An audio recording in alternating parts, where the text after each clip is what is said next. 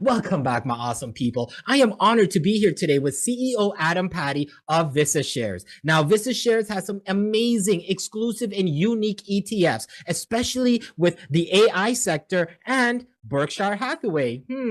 So stay tuned because you will get some amazing wisdom and some amazing information, not only about the AI sector or the ETF sector, but also what's going on with the AI tension between China and the United States. So, Adam, thank you for joining me here today. Tell us about yourself, tell about VistaShares, why you started it, and its history and its core mission. Had the good fortune of meeting a guy named John McNeil. John was the president of Tesla early on. He was there for a while, and then he was the chief operating officer over at Lyft. He's on the board of General Motors. He's vice chairman of their autonomous vehicle division. He's a really accomplished guy, brilliant guy. Particularly in the technology space. So he wanted to figure out a way to get into the ETF market and create better products around disruptive technology. So, for instance, he was looking for a way to invest in AI stocks. How do you get access to AI? He was looking around the industry, couldn't find a good solution because most of the products out there are, frankly, the Mag 7 is most of your exposure in those products. So he and his research team came up with a concept around the bill of materials, around AI and some other disruptive technologies to really dig into the supply chain to try to figure out, how do you get pure exposure into these technologies? So that was his concept. And of course, then I came on board and we broadened out to a couple of different families of ETFs that we'll be bringing out to really, offer investors different types of solutions or different types of markets. And you bring up a very good point because when you do look at the market as a whole, the Mag 7 is pretty much that's kind of about it. So it's actually very commendable for to break through those barriers, look for other opportunities, especially now that we are in an AI kind of driven momentum. And so for VistaShares, what is the primary investment strategy that you use? I know it is primarily options based, but can you tell more about the strategy and who is the strategy for? Right. So we have two products in the market today. One was launched in December, and one was launched only a couple of weeks ago. I'll talk first about the first product in December. That is ticker symbol AIS. And it's an equity-based product. It's designed to provide pure exposure to the AI super cycle. And what a super cycle is a long-term disruptive technology-driven trend that should change the way people live and work. So the way we've designed that product is to dig into the supply chain. So instead of just providing Mag 7 exposure and saying, yeah, here's an AI fund, which it's not, we wanted to dig into the supply chain to really understand, what are those picks and shovels that are going into building out all the infrastructure required to develop consumer-facing AI large language models. So you hear constantly about these hundreds of billions of dollars that are being invested by Microsoft and Amazon, and Trump came out with his $500 billion Stargate program. And this is unprecedented CapEx spending. And what is that going into? That is going to infrastructure. So how do you define infrastructure? For AI, it's data centers and semiconductors. So the trick there is then to say, okay, I get that. How do I get access to it? Well, then you analyze the supply chain. You dig in and say, okay, let's take data centers. Data centers are made up of cooling systems, racks, fiber optic cable, networking systems, generators, all the things that go into building a data center. So we will look at that. We'll do the analysis. We will identify how much of the cost of a data center goes into each one of those segments. Then we will identify the companies that serve those products to the data center buildouts. We'll analyze their financials to determine how much of their revenue is actually coming from AI. We'll roll that into a portfolio, and that's a core portfolio. So we'll do that on the data center side and then on the semiconductor side. So you're left with 80 to 85 companies that, many of them people have never heard of. They're the picks and shovels. They're the boring company. There's some exciting company. We have Nvidia in there, of course, but it's not. It's only in there because they're a huge player in servers and data centers. So that's why they're in there. So a lot of the companies are companies that people probably never heard of. but they're massive players, and it's where all the investment is going. So that's where the profits are being made. Profits are not being made on the consumer side in AI right now. To get to profits on AI on the consumer side, you need to build the infrastructure to create the compute to get those large language models to the point where they can create revenue for the Microsofts and the Apples of the world. So our product AIS it's a rules-based product for the core of our portfolio, but then we're an actively managed product. So we think it's important to be active because it's such a dynamic industry. Things are changing constantly. The markets are changing constantly. You need to be nimble. So while the core of our portfolio is rules-based, and an investor can go look at the rules and say, this is why these companies are in there. Then we have an investment committee made up of what we call the practitioners and the portfolio construction people. So on the practitioner side, we think it's important to have people that really know AI, really know the industry. So I mentioned John McNeil. He's on the investment committee. There's a gentleman named Sunny Madra, who's the president of a company called Grok. He's on our investment committee. He's one of the premier guys in AI.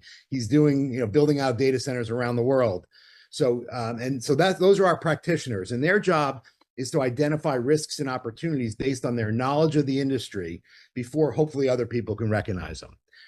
Once they recognize a risk or an opportunity, a company should come out or a company should come in, then it kicks over to, what I call the portfolio construction people. That's myself and Professor Robert Whitelaw. And Professor Whitelaw was most recently the dean of the NYU Stern School of Business undergrad and the chairman of the finance department there. He's one of the top minds in portfolio construction. So our job is to oversee the portfolio and make sure that it's operating as it should be, and that we are keeping it fresh based on how the industry is and has been changing over time.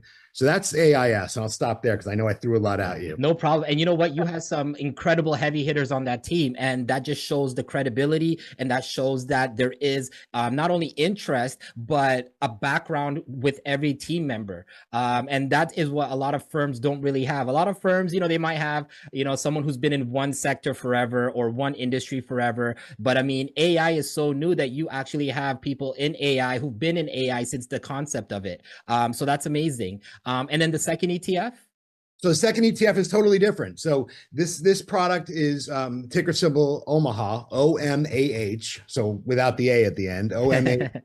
And what this is very simple. This is a product where we're trying to create core equity exposure. So who's one of the best investors in the history of the world? It's Warren Buffett, right? So everybody loves Berkshire Hathaway, BRKB or BRKA.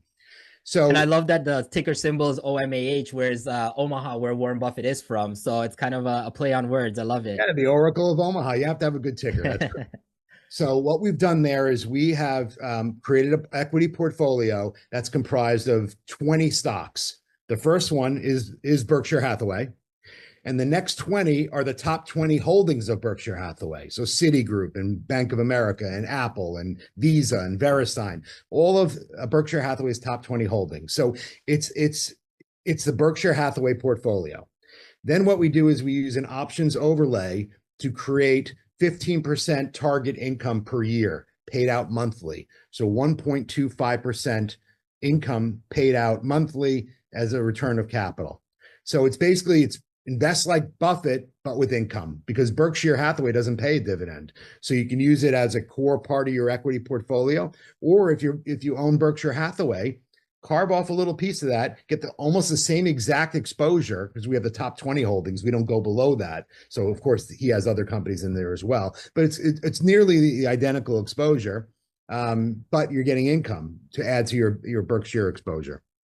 And I mean, that is very unique because a lot of people, they want to follow not only Warren's advice, but Berkshire's plays, but they don't want to buy single stocks for every single thing like Coca-Cola or Visa. Instead, why not have a collection of a basket that has all of those plays, and plus a 15% yield for income? I mean, that's amazing. It outbeats the S&P. And so when we're looking at these two ETFs, especially AIS, especially as you know, AI is very, very volatile, especially right now. How do you balance the risk and reward?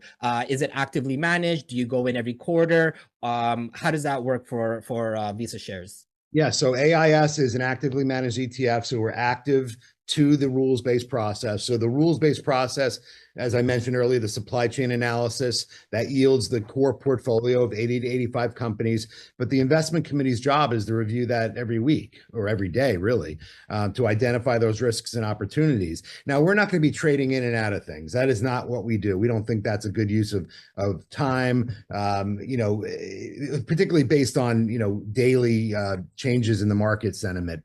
AI is a long-term trend. So we view AIS as a long-term hold. I mean, you could certainly trade it if you want, but as a trading vehicle, you could probably find something a lot better.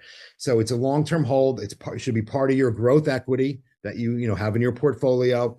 And we believe that, well, one thing what we've noticed since we've launched it, because of the nature of the companies we hold in the portfolio, it does have a little bit of less volatility than a lot of the other AI options out there, which are kind of Mag 7 plus software companies. Yeah. So, excuse me. So our volatility is a little bit less. I don't sell performance because, you never want to know that when that changes, but it has performed exceedingly well versus its peer group. No surprise, again, given the types of companies we have in there, the infrastructure companies. So if you're looking for, and we actually trademark this term, pure exposure. If you're looking for pure exposure into AI infrastructure, AIS is the only way to do that. Picks and shovels around the world, about 60% US, 40% global. It's a very unique product, and it's a great way to get exposure to this huge trend and to capture those CapEx dollars that are being spent. One thing I use sometimes is, every time somebody builds a data center, the cash register rings across our entire portfolio. And that's a very good point, because I was looking at the holdings of AIS, and it really truly is a pure AI play. And not only AI, but of course you have some of the heavy hitters in the semiconductor industry as well, like the Taiwan Semiconductor Manufacturing, TSM. And when we're looking at that, and of course, AI and chips are the trend these days and the future, of course. But how do you stay ahead of these industry trends, and especially with regulations? As you know, you have Microsoft coming out with chips. The US is pretty much dominating AI as well. But how do you get to the trends, get to the industries, and stay ahead of all these other competitors? Oh, that's a great question. And that's where our investment committee comes in. With John and Sunny looking at the landscape out there, them understanding exactly the capabilities of many of these companies that maybe nobody's even heard of. Many of them are private at this point. So, you take a look at an NVIDIA. They're a bellwether, right? They have a huge moat. They have a huge installed base. They're not going anywhere. But there are companies out there today that are private companies that have better technology than NVIDIA. That's a fact.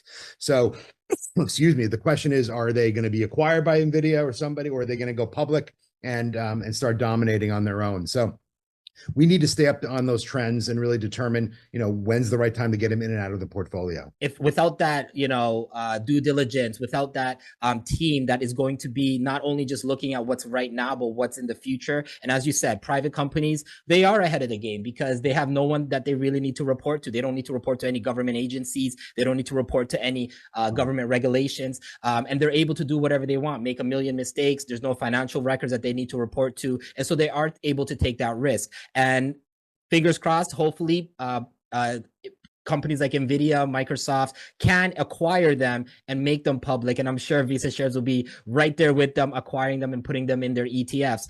So what do you think the future holds for ETFs in the future? Because, 15, 20, maybe even 10 years ago, the traditional form of investing was 20% mutual bonds, 30% treasuries, and, the very typical traditional way. But now ETFs, thematics, leverages, options are the new, not new, but I would say the more popular investment strategies, investment vehicles. So what does that mean for VistaShares' future when it comes to their ETFs?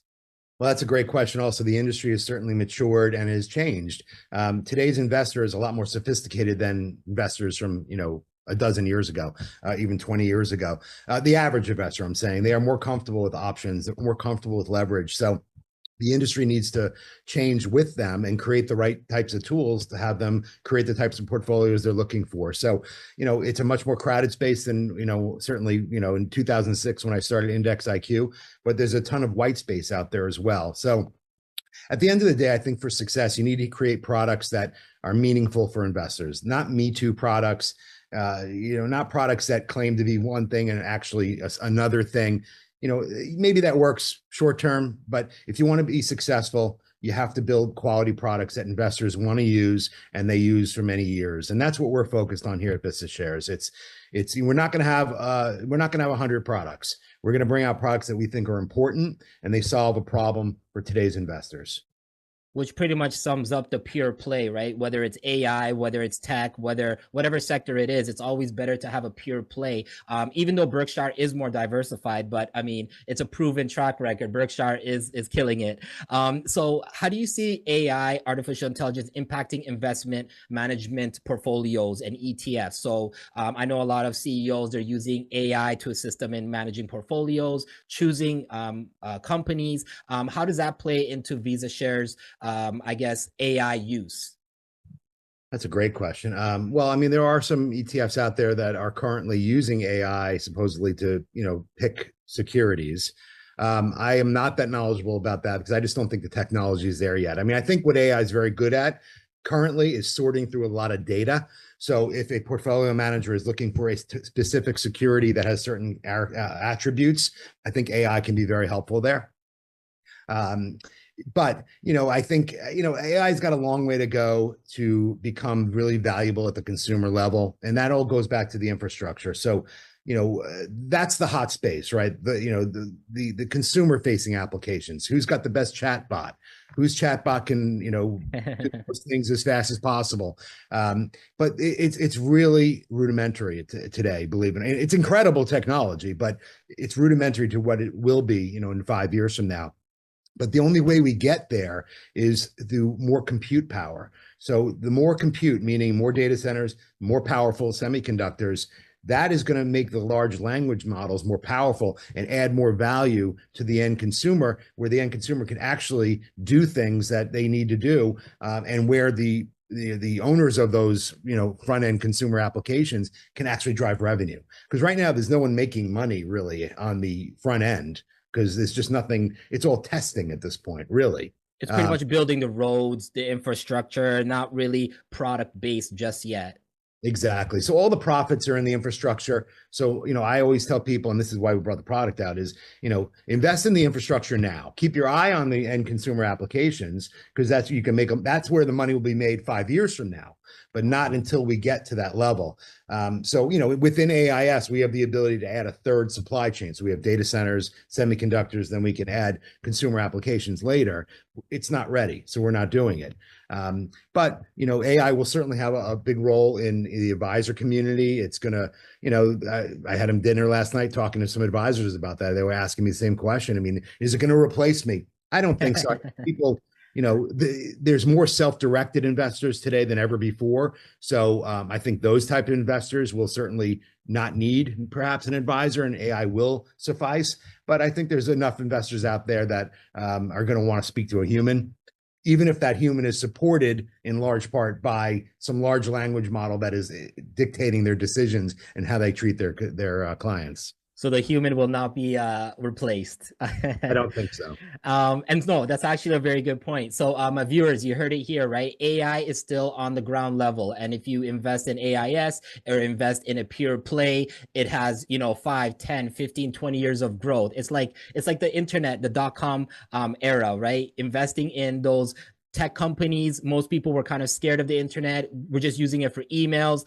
But I mean, if you look at it now, we're using it pretty much for every single thing. And AI is going to touch upon every sector: healthcare, industrial, management, everything. So thank you for that, Adam. And so what do you think is the most overhyped aspect about AI? I know some people will think when AI hits healthcare, it's going to do all the surgeries. Autonomous cars, we don't need humans for that. Manufacturing. What do you think is the most overhyped aspect of AI at this moment?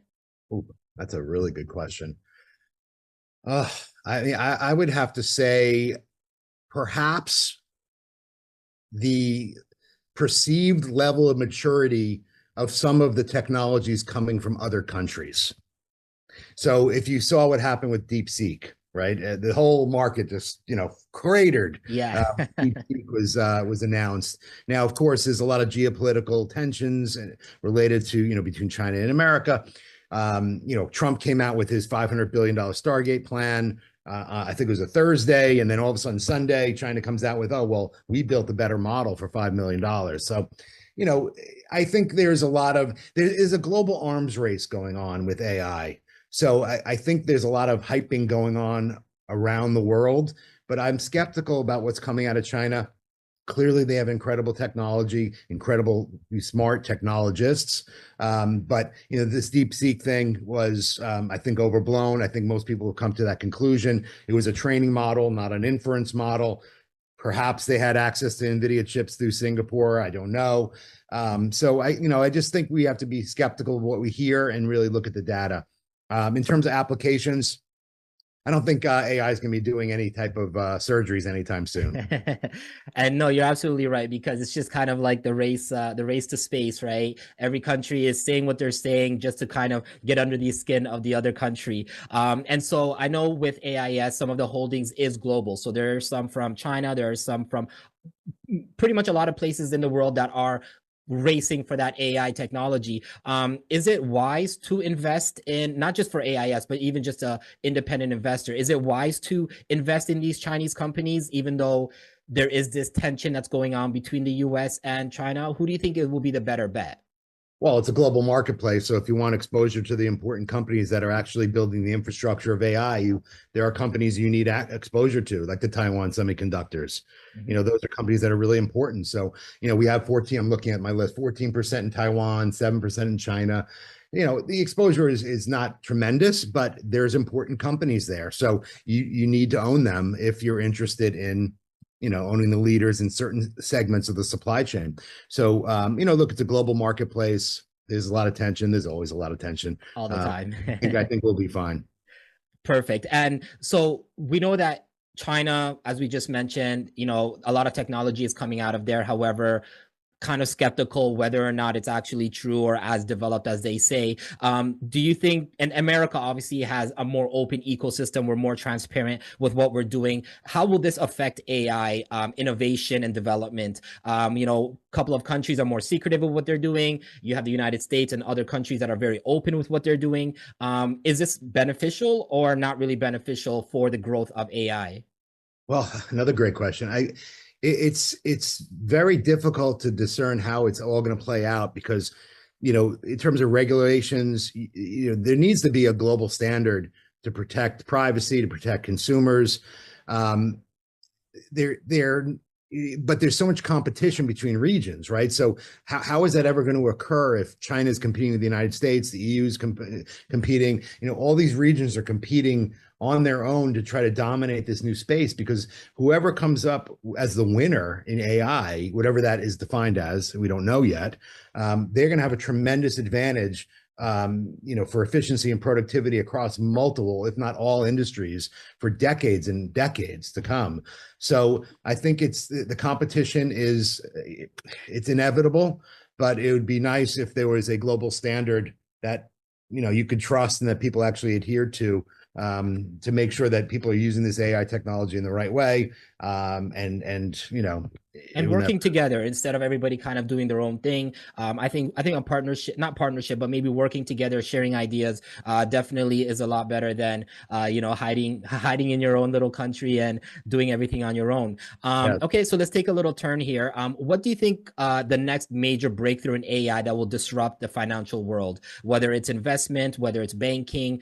Is there anything in AI that you think can disrupt the financial sector? Because I know with, especially with Ethereum, XRP, all these new blockchains are coming out, faster transactions, decentralization, you know, that's kind of a shakeup. But when it comes to specifically AI, is there anything that you might think is going to really affect or change? It could be globally or it could be nationally, Yeah. the financial sector. I think the next big surprise or step up will be when one of these large language models becomes extremely smart.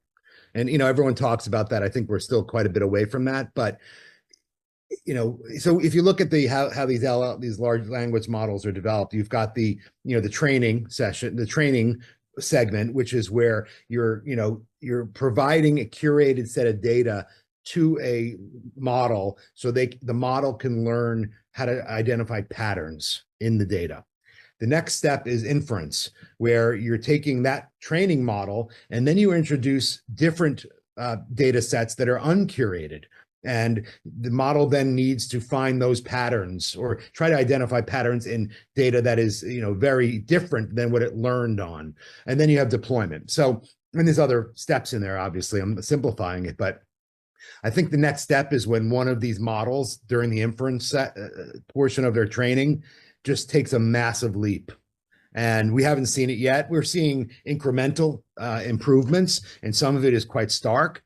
But at some point, somebody's going to take a massive leap, and it's going to disrupt, I think, not only the financial sector and what people invest in, but how people view, a lot of different industries around the world, and in a good way and a bad way. We just don't know. It needs to be contained and controlled, and but it's going to happen. I do agree. It is incremental. It's kind of like a ladder, right? Step by step. But hey, who knows? Maybe in a year, somebody or some company makes that big jump and just changes the whole landscape. Now let's talk about, for example, Tesla and Elon Musk in the White House. He obviously has now the power to legislate, introduce things that previous administrations could possibly never have, since he is kind of the king of the autonomous car, SpaceX, and all these cool things that he's doing. What do you think, how do you think that will affect not only AI but even just your own AIS portfolio? I haven't checked, but do you have Tesla in the portfolio for AIS? Nope. Only if you're not a pick and shovel for data centers or semiconductors, you're not in the portfolio. Yeah, because Tesla's more of a product rather than the pick and shovel. So what do you think about his influence in the White House to open up and flood the gateways with opportunities and less red tape when it comes to AI, technology, and so on? I think Musk has been pretty conservative on the risks inherent in AI, which I think is good. So whether he's being listened to in that front, I'm not sure. David Sachs is another brilliant guy who's involved with the administration, who I guess is in, I don't know his exact role, but I believe he's kind of in charge of, the regulatory thought process around around crypto and AI. So, we've got some smart people in there, which is encouraging. And I am encouraged that Musk is very conservative around, the risks inherent in AI. But, he's got a lot on his plate. So I don't know what kind of impact he's going to have. I mean, he's got all these companies, he's got Doge, he's fighting battles all over the place on X. So, I don't know how much impact he's going to have there, but hopefully there's some other people that are taking a very thoughtful approach to regulatory regime, and making sure that the United States can capitalize on the opportunities. Definitely. And a lot of people are saying, well, the reason Tesla's kind of falling is because they're saying Elon Musk is distracted. He has, X, SpaceX, he has Tesla, he has the White House. So he is all over the place, but maybe one day he'll kind of consolidate what he really wants to focus on. So what I have to ask, what do you think about cryptocurrency in general? A few years ago, institutions were staying away from it. They're like, nope, we are not touching it. But now countries, and especially the White House, is creating these Bitcoin reserves, crypto reserves, and they're beginning to adopt it. What is your personal and professional thoughts about it? Do you think VistaShares might come out one day with a crypto ETF of some sort? I mean, it's been pretty incredible, the change in sentiment within companies. Look at Jamie Dimon, within the government on the adoption of cryptocurrencies as something that's actually important. It was only a few years ago that people were saying it's snake oil. So I think it's very encouraging. Personally, I'm very bullish on the cryptocurrencies. I personally am not familiar with all of them, but the main ones, certainly Bitcoin and Ether, I am. They're very different. They're very different use cases, obviously. So I personally like them both. I couldn't wait which one better or not at this point. But in terms of coming out with our own products, I would never say never. I don't see a way for us at this point to create something that's special and unique, and useful, which is kind of the analysis we'll go through. There are some players out there that do really smart things. So I think they're at this point, they're the experts, and I'll leave it to the experts to create those new solutions. Hey, well said, very well said. And you know what? I'm in the same boat. I don't really mess around with the other coins. I'm more of a Bitcoin and Ether as well, only because of the Bitcoin store of value and Ether because it has built a whole ecosystem around the smart contracts and all these developers and everything that they do. So if someone was starting to invest or beginning to invest, not only in AI, but just in general, what advice would you give them? Well, do your research first. You need to be educated, and that's something I am very strong on. Even what we do at VistaShares is we create content. Non-salesy, non-product related content. On AI, and now we're going to do some stuff on income because you need to educate yourself and know exactly what you're buying. Okay. Once you understand that, then you want to create, a well-diversified portfolio that hopefully will grow as you grow in your career, in your life. And then, you want to play, go out and play. Find some things that, get you excited and buy those stocks or those ETFs. But I think having a well-diversified portfolio as your core is critical because you need to save money. If you're a young person, you need to save money over your career to make sure you're comfortable when you get older, like me. Exactly. And also if you know like during COVID, how many companies failed because they weren't willing to adapt to the new digital world. A lot of brick and mortar. Like I mean, if you held the stock Macy's, you're kind of bankrupt at this point, right? So yes, you're absolutely correct. Due diligence, do your get some education in the company. Don't just follow the trend. As soon as your neighbor says invest in this, run away. Yes. That's 100% right. Yeah, you want to stay away from that. Exactly. It's hard to steer people away from doing a little bit of playing, but as long as that playing is for a very small piece of what you're worth and what you're saving for your future. Exactly. So what are your plans for the future of VistaShares? Are you going to expand your suites? Where do you see the company in 3 to 5 years? So yeah, so right now we have our super cycle suite of products, which is now represented by AIS. We will bring out additional ones there, and we believe there's massive opportunity in electrification, biotech, and robotics. So those are kind of the ones that we're looking at. Then we have our income suite of products, which we talked about, OMAH. We have 4 additional products behind that in that income suite, which we think are unique. They're based on factor exposures, low volatility, momentum, quality, and value, all with the 15% overlay. We'll be bringing those out at some point. And we have a third family of products, which is a fully different use case than those two, which I can't talk about yet because we're going to file a registration Oh, statement. definitely, definitely. No, that's good because my viewers are always trying to get the inside scoop on certain stocks, certain companies, and so on. Okay, so Adam, on this channel, outside of stocks, we kind of do just 3 questions out of the box thinking. Are you cool with that? We can ask those Yeah. questions. Oh, I'm Awesome. scared now. All right. Oh no, it's very fun. So if Visa Shares was a person, what kind of personality would it have? Oh my God. That's well, happy and intelligent and happy and well, those are the first things that came in mind. Happy and intelligent.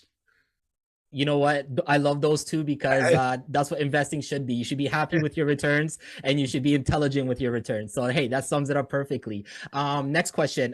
What is the most random app that you have on your phone or your devices? Just some random app that you have. You probably use it once a month or every day or. The most random app is when I first got my phone and my kids were little. This is probably not the best thing for kids, but it was a beer drinking app where you would press the button and a beer would fill and you could pull it back and it would empty. And I thought that was the coolest thing. I actually have seen those. Yeah, I mean it's from like 15 years ago, and I still have it on my phone. I haven't opened it, but it's still there. Okay, perfect. Well, hopefully after this interview, you can have a drink. Okay, last question. If you were not in finance or investments, what totally unrelated career would you have gone into? Always wanted to be a veterinarian. Nice. I love animals, so Do you have any pets currently? I have 2 little dogs. I had a third. He's no longer with us, but now we have 2 little dogs, and I'm so excited they didn't bark. So you only had me coughing, but no dogs barking, which was good. They were interested and wanted to hear what we were talking about. Yeah, exactly. Okay, Adam, awesome. So that was amazing. Thank you for the amazing information, the wisdom, and also the insight on Visa Shares. Before we conclude this interview, do you have any last mentions or significant events coming up? Anything coming up this year, very recently? The platform is yours. Yeah, well, I appreciate the opportunity. This was a lot of fun.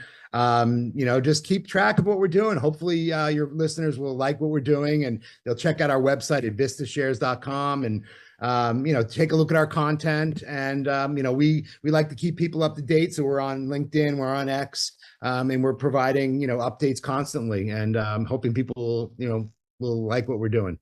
Perfect. And my viewers, I will have all of VistaShares information in the description box, so you can definitely check them out, especially AIS. I am highly interested in that because I love getting into things when it's on the ground level, especially when it comes to AI.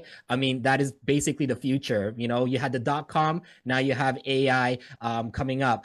So Adam, thank you for being here with me today. I know it is a busy time, and you've given us literally the best information, especially with AI. A lot of people don't know what's going on. They're confused, they're kind of skeptical, but you've kind of laid it out in the most clearest way possible. And my viewers, this is not the only time Adam will be on this channel. We will definitely have him on again. We will like to see the journey, see the suites that are coming up.